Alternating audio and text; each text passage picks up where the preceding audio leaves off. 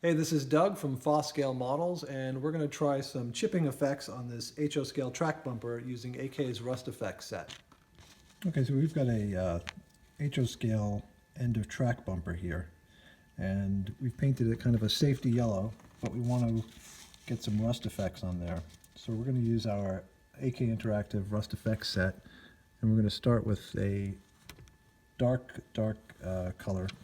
It's actually called chipping color, because that's what this technique is called, and it's just what it sounds like. We're making the effect so it looks like the yellow paint is chipped off the edges of the steel where it would wear off the most. And we're just using a very fine point brush. Now you can see these chip shapes. They should look like little islands on a map. You don't want them to look like brush strokes, so we're kind of just dabbing a little bit. And you want to start with all the edges of whatever the shape is that would take the brunt of weathering. It's similar to dry brushing in that you're highlighting edges sometimes, but you're also getting surface areas too, like right here.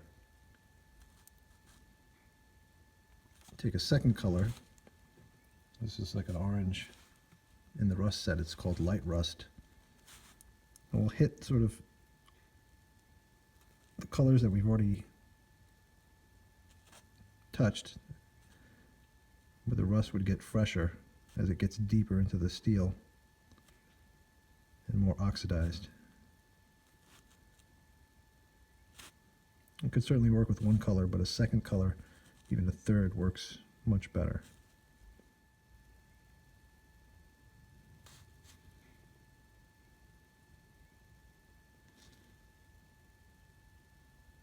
One of the things that makes this look realistic is the very small amount of paint on the edges.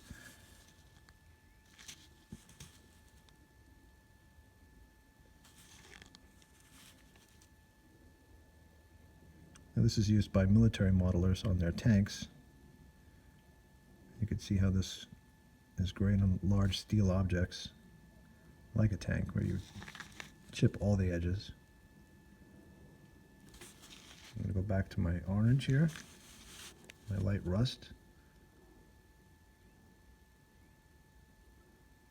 I'm hitting the same area and overlapping, so it's a little more natural.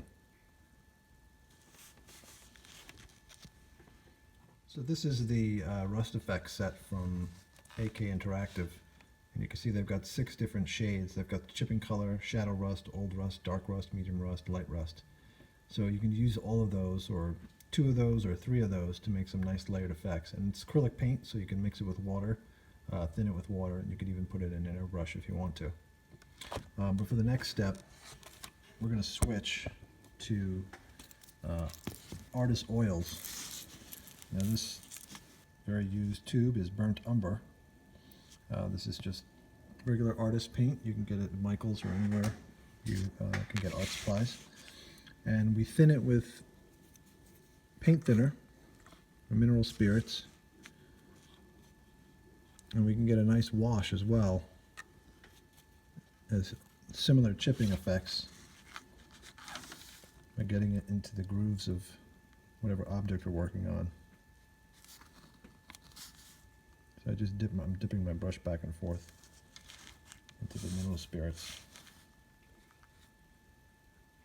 And it'll just collect in the corners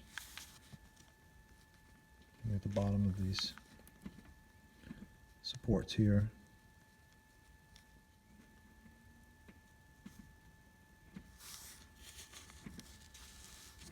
Now another effect we can do is take a toothpick, and rust can be very fine little dots.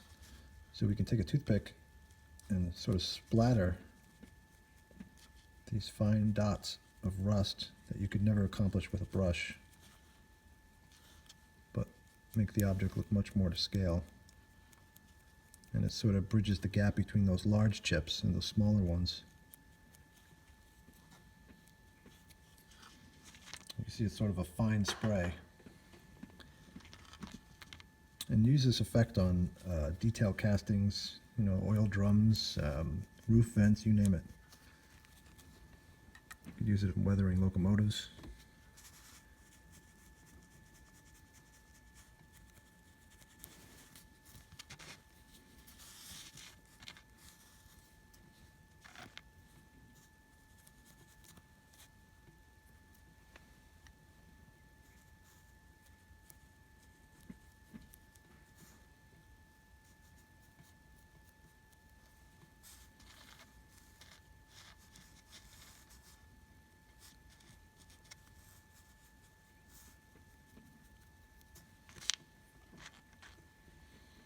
That's pretty much it.